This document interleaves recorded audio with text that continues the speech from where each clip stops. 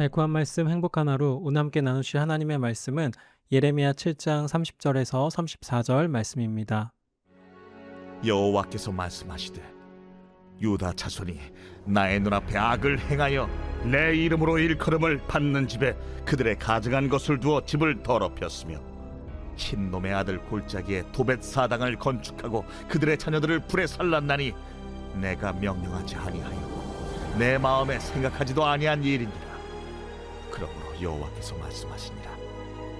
날이 이르면 이곳을 도벳이라 하거나 흰놈의 아들의 골짜기라 말하지 아니하고 죽임의 골짜기라 말하리니 이는 도벳의 자리가 없을 만큼 매장했기 때문이니라. 이 백성의 시체가 공중의 새와 땅의 짐승의 밥이 될 것이나 그것을 쫓을 자가 없을 것이라. 그때에 내가 유다 성읍들과 예루살렘 거리에 기뻐하는 소리, 즐거워하는 소리, 신랑의 소리, 신부의 소리가 끊어지게 하리니 땅이 황폐하리라. 사랑하는 성도 여러분, 오늘 우리는 구약 성경에서 가장 무겁고도 슬픈 본문 중 하나를 마주하게 됩니다. 예레미야서를 읽다 보면 하나님의 백성이라고 자부하던 이스라엘이 영적으로 얼마나 타락했는지를 적나라하게 보여주는 충격적인 장면이 등장합니다. 바로 자신의 가장 소중한 자녀를 불태워 우상에게 바치는 끔찍한 인신제사에 대한 기록입니다. 예레미야 7장 31절은 그 참혹한 현실을 이렇게 고발합니다. 흰놈의 아들 골짜기에 도벳 사당을 건축하고 그들의 자녀들을 불에 살랐나니 내가 명령하지 아니하였고 내 마음에 생각하지도 아니한 일이니라. 우리는 이 말씀을 읽으며 어떻게 하나님의 백성이 저토록 잔인하게 타락할 수 있을까라며 혀를 끌끌 찹니다. 그리고 이 끔찍한 성경의 기록을 나와는 전혀 상관없는 그저 과거 야만적인 시대의 어두운 역사로만 치부해버리기 쉽습니다. 우리는 비록 연약하여 일주일 동안 세상에서 이리저리 치이고 때로는 말씀에 불순종하며 살지언정 적어도 내 자녀를 우상에게 불태워 바치는 짓은 절대 하지 않는다고 굳게 자부하기 때문입니다. 그래서 오늘 본문의 엄중한 경고가 나의 삶과는 아주 거리가 먼 이야기라고 생각합니다. 하지만 성도 여러분, 과연 우리는 이 인신제사와 정말로 무관한 삶을 살고 있을까요? 오늘 말씀을 우리 삶의 내면 깊숙한 곳, 그리고 우리 가정의 이면에 비추어 보면 매우 두려운 진실을 마주하게 됩니다. 예레미야 시대의 그 끔찍한 도벳 산당은 수천 년 전에 무너져 사라진 것이 아닙니다. 오히려 오늘날 우리의 가정과 마음속에 과거보다 훨씬 더 세련되고 화려한 모습으로 굳건하게 세워져 있습니다. 그렇다면 오늘날 우리가 짓고 있는 이 화려한 도벳 산당은 구체적으로 어떤 모습일까요? 고대 이스라엘 백성들이 비와 풍요를 얻기 위해 몰렉이라는 우상에게 자신의 가장 소중한 자녀를 불태워 바쳤다면 오늘날 우리는 세속적인 성공, 경제적 안정, 그리고 학벌이라는 거대한 우상 앞에 우리 자녀들의 영혼을 바치고 있습니다. 순간 이것이 왜 인신제사와 연결되는지 이해가 되지 않을 수 있습니다. 하지만 그 안에 들어있는 이면을 한번 자세히 들여다보길 원합니다. 최근 한 드라마에서 의대 입학을 둘러싼 부모와 자녀의 모습을 그린 에피소드가 나왔습니다. 그 드라마 속 주인공이 그 부모에게 이렇게 이야기합니다. 의대를 들어가고 싶으시면 어머니가 들어가세요. 단순히 자녀가 성공하길 바라는 마음에 의대에 들어가도록 하는 것이 아니었습니다. 그 안에는 부모가 이루지 못한 꿈이 있었습니다. 자신의 꿈을 자녀에게 투영시키는 것이었습니다. 사실 이러한 이야기는 더 이상 드라마나 영화에서나 나올 법한 이야기가 아닙니다. 우리의 현실 깊숙한 곳에서도 발견할 수 있습니다. 겉으로는 다 너를 위해서야, 내 미래를 위해서야 라고 말합니다. 하지만 우리 마음 깊은 곳을 정직하게 들여다 보십시오.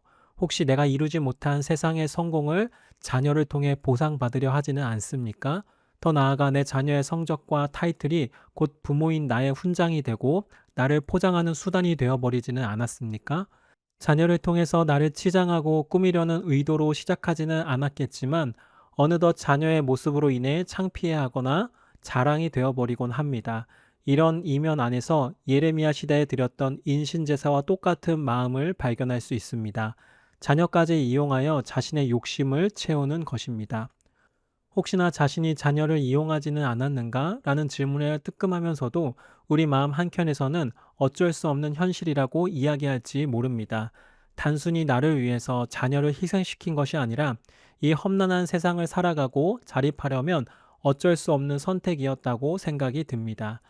아무런 직업도 없이 손 빨면서 살 수 없으니 부모가 힘이 있을 때 최대한 자녀들에게 좋은 것을 가르치고 좋은 학교를 보내고 안정적인 회사를 보낼 수 있도록 돕는 것이 부모의 역할이라고 생각합니다. 하지만 예레미야의 말씀을 좀 더 본다면 우리가 명확하게 붙잡아야 할 하나님의 놀라운 진리가 보입니다. 19절 말씀입니다. 보다 정확한 내용을 위해 세 번역으로 함께 보겠습니다. 그러나 그들이 그렇게 함으로 나를 경노하게 하는 것으로 그치느냐? 그렇지 않다. 오히려 그들 스스로가 낯뜨거운 수치를 당하는 것이 아니냐? 나 주의 말이다. 하나님께서는 이스라엘이 불순종했다고 말씀하십니다. 그리고 그 불순종은 단순히 하나님을 경노하는 것에서 그치지 않습니다. 스스로 낯뜨거운 수치를 당하는 결과로 이어집니다. 그리고 낯뜨거운 수치는 바로 31절에 자녀들의 인신 제사로 나타납니다. 여기서 말씀하고 있는 성경의 진리는 무엇입니까? 하나님의 뜻이야말로 인간이 인간답게 살 수 있는 가장 선한 길임을 말씀하고 계신 것입니다. 하나님의 말씀을 배우고 그 말씀대로 살아가는 것은 너무나 답답해 보입니다. 너무나 큰 손해를 감수해야 하고 제대로 살아갈 수 없다고 생각합니다. 오히려 세상에서 말하는 방법과 지식이 더욱 탁월해 보입니다. 하지만 오늘 말씀은 우리에게 도전을 하고 있습니다. 하나님의 말씀대로 사는 것이 우리에게 가장 선한 길이며 가장 행복한 길이라는 것입니다. 우리는 이 사실을 진실로 믿고 있습니까? 진실로 믿고 있다면 우리 자녀들에게 알려주어야 하는 것은 하나님의 말씀입니다. 하나님께서 너를 창조하셨고 너를 부르셨고 너에게 귀한 사명을 맡기셨다. 왜 창조하셨고 무엇을 감당하기 원하셨는지 발견하고 탐색하기보다는 우리는 이 세상의 기준과 잣대를 가르칩니다. 세상에서 영어 능력을 요구하니 그 능력을 갖추어야 한다고 말합니다. 그러면서 은연중에 우리 자녀들은 세상의 가치관을 따르는 것이 가장 선한 길이라 배우게 됩니다. 하나님의 말씀대로 살아가는 것은 고리타분한 것이며 가장 선한 길이라고 생각하지 않게 됩니다.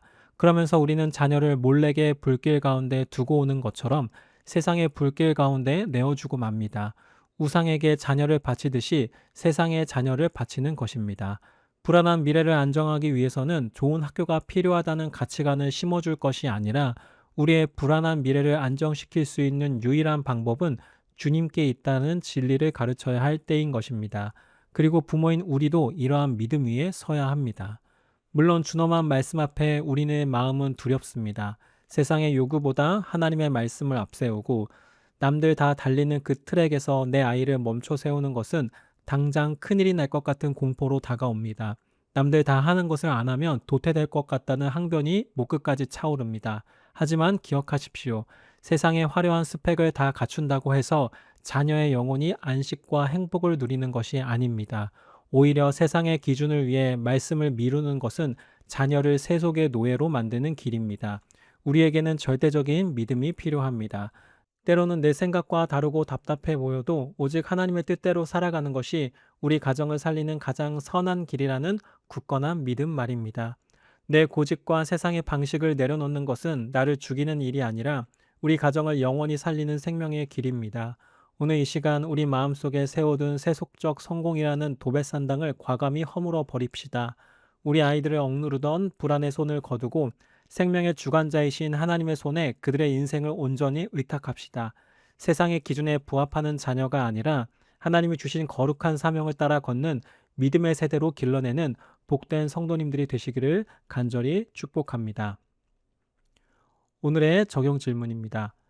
나는 자녀를 향한 나의 교육과 양육 방식이 하나님의 영광을 위한 것인지 아니면 내가 이루지 못한 세상적인 성취를 자녀를 통해 대리만족하려는 나의 욕망인지 정직하게 점검해 보십시오. 혹시 나는 자녀를 하나님의 자녀가 아닌 나의 꿈을 이룰 도구로 대하고 있지는 않습니까? 두 번째, 내 삶의 우선순위에서 하나님의 말씀보다 세상의 방식이 앞서는 영역은 무엇입니까? 내 자녀가 세상의 트랙에서 낙오할까봐 두려워하는 마음 때문에 정작 하나님께 맡겨야 할 자녀의 미래와 영혼을 세상이라는 도배산당에 내어주고 있지는 않은지 돌아봅시다. 함께 기도하겠습니다. 생명의 주관자 되시는 하나님, 오늘 말씀을 통해 우리 내면의 우상 실체를 마주하게 하시니 감사합니다. 입술로는 주님을 따른다 하면서도 세상의 성공이라는 도배산당에 자녀들의 영혼을 내어준 우리의 죄를 회개합니다. 나의 욕심과 불안을 투영하여 자녀를 세상의 경쟁 속으로 밀어넣었던 부끄러운 모습을 용서하여 주시옵소서. 주님, 우리 마음속 세속적 성공의 산당을 허물어 주시옵소서. 비록 그 방법이 답답해 보일지라도 하나님의 말씀이 우리 가정을 살리는 가장 선한 길임을 믿게 하옵소서. 이제는 자녀를 세상의 기준에 묶어두는 불안을 거두고 생명의 주관자이신 주님께 그 인생을 온전히 의탁합니다.